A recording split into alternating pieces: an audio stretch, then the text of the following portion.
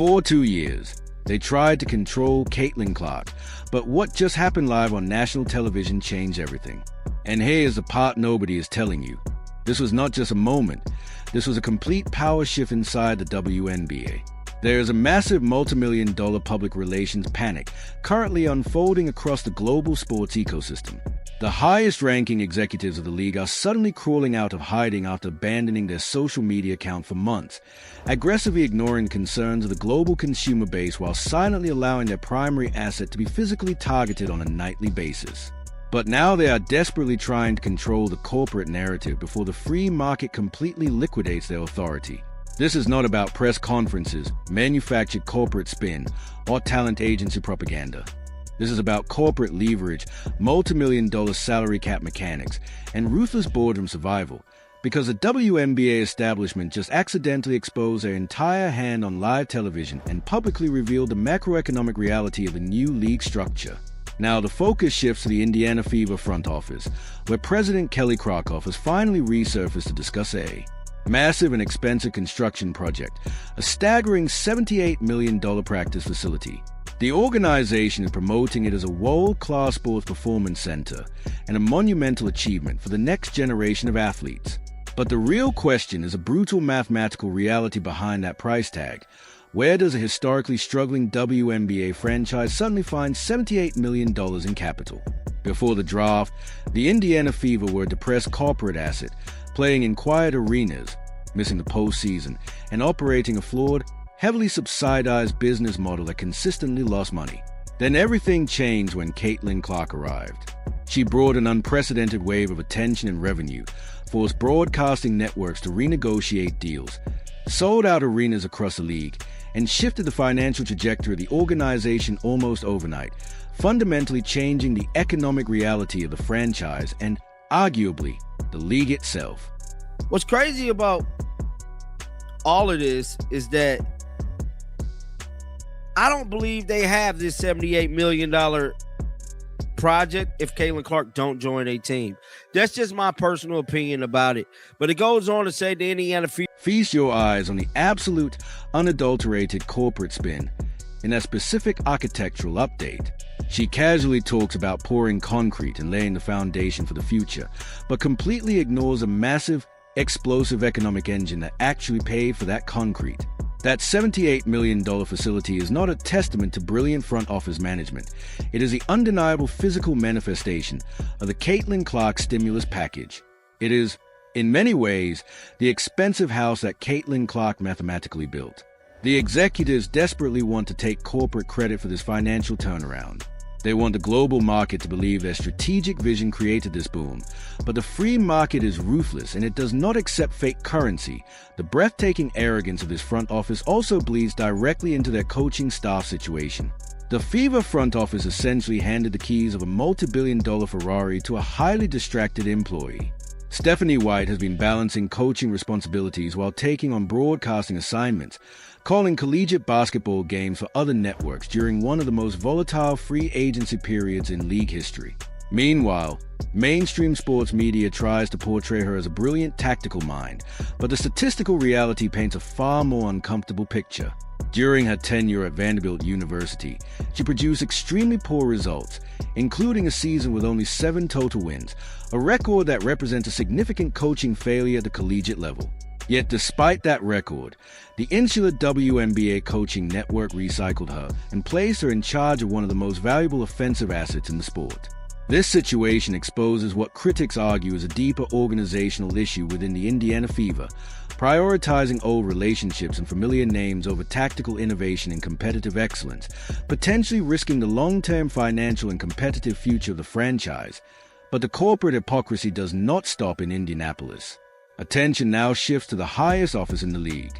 WNBA Commissioner Cathy Engelbert recently conducted a major national media tour where she publicly celebrated the new collective bargaining agreement. The media focused heavily on the new multi-million-dollar team's salary caps and revenue-sharing improvements for players, with the players' union celebrating the agreement as a major victory. However, during these media appearances, Engelbert also indirectly revealed a more ruthless business reality behind the agreement, highlighting the complex corporate and financial negotiations that are reshaping the league's economic structure. Tend to get done at the 11th hour. And I mean, I think this one was a function of how important and meaningful it was, not just for the WNBA and women's basketball, but maybe all women's sports. So there was so much passion, and the players were amazing through it. And it was just a testament on how invested everyone is. We needed to get it right. Listen carefully to the cold, calculating precision of that executive admission, because it reveals a terrifying corporate reality behind the entire situation. Angel Bird explicitly stated that the league needed a financial model that was sustainable for the owners, openly admitting that the billionaire ownership groups were never going to sacrifice their profit margins. The players' union believed they had forced venture capitalists into giving up massive guaranteed money, thinking they had won a major financial victory, but in reality the owners executed a highly strategic corporate trap. They agreed to inflate the salary cap and increase supermax salaries, but in exchange they expanded the schedule to 52 games, effectively forcing players to physically earn every dollar. They also undermined the overseas playing market by enforcing strict reporting dates that conflict with European seasons, eliminating a major source of additional income for many players. The owners did not lose leverage. They simply restructured the system to maximize television inventory and long-term revenue while maintaining control. The physical reality of a 52-game professional basketball season is significant. This is no longer a short summer season, but a long, exhausting marathon filled with travel, back-to-back games, and constant physical wear. Charter flights and improved medical facilities help, but they cannot completely prevent fatigue, injuries, and physical decline over such a long schedule. Teams will have to prioritize deeper rosters, athletic players, and durability rather than relying heavily on a few high-paid stars who may struggle to stay healthy throughout the season. In this type of system, fast-paced offenses, conditioning, increasing player salaries and benefits, but also balancing that with the ability to continue to incentivize investment in our league. We've had incredible investment in the league in practice facilities and player experience, etc. We've had incredible investment by our broadcast partners, including ESPN, Disney, and we're bringing on NBC this year and Amazon. Let the full weight of that statement sink in, because it represents a clear shift in tone and acknowledgement at the highest level of the league. Kathy Engelbert publicly recognized the growing importance of star power in sustaining a longer and more demanding 52-game season. She openly described Caitlin Clark as an incredible player and a key ambassador for the league, highlighting her visibility and crossover appeal, including her presence in broader basketball media such as NBA-related broadcasts.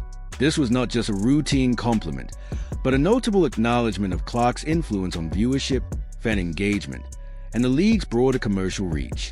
In many ways, it reflects how central star-driven narratives and marketability have become to the WNBA's current growth strategy, signaling a shift toward embracing the economic impact of its most prominent players. 52 games over the life of this agreement. When I came in, I think we were playing 32, so you need that, and you need those stars, and Caitlin, without question, has been a huge part of the growth of our league, and she's not only an incredible player, but a great ambassador for the game. You've seen her she's done some work with the NBA on NBC this year. Listen closely to the tone behind that final observation, because it reflects a deeper understanding of the league's evolving business reality. The commissioner recognizes that an expanded 52-game schedule places enormous pressure on the league to deliver a high-quality, marketable product that appeals to broadcasters and fans alike. Networks investing heavily in media rights expect fast-paced, competitive basketball, strong attendance, and consistent star-driven engagement.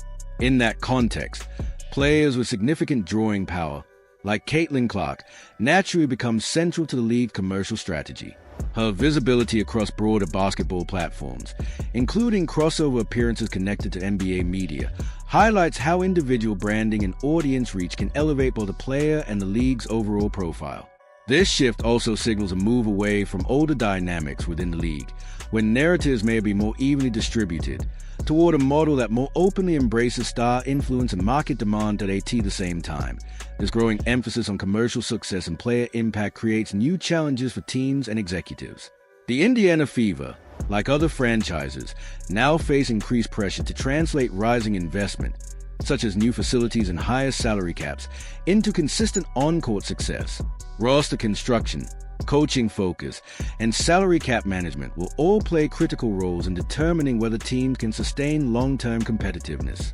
The longer season also raises the importance of player durability, depth, and strategic planning as fatigue and injuries become bigger factors. Ultimately, the league appears to be entering a more competitive and business-driven era where performance, adaptability, and market realities will shape outcomes more directly. Front offices, players, and league leadership will all need to adjust quickly as expectations continue to rise and the margin for error becomes increasingly small.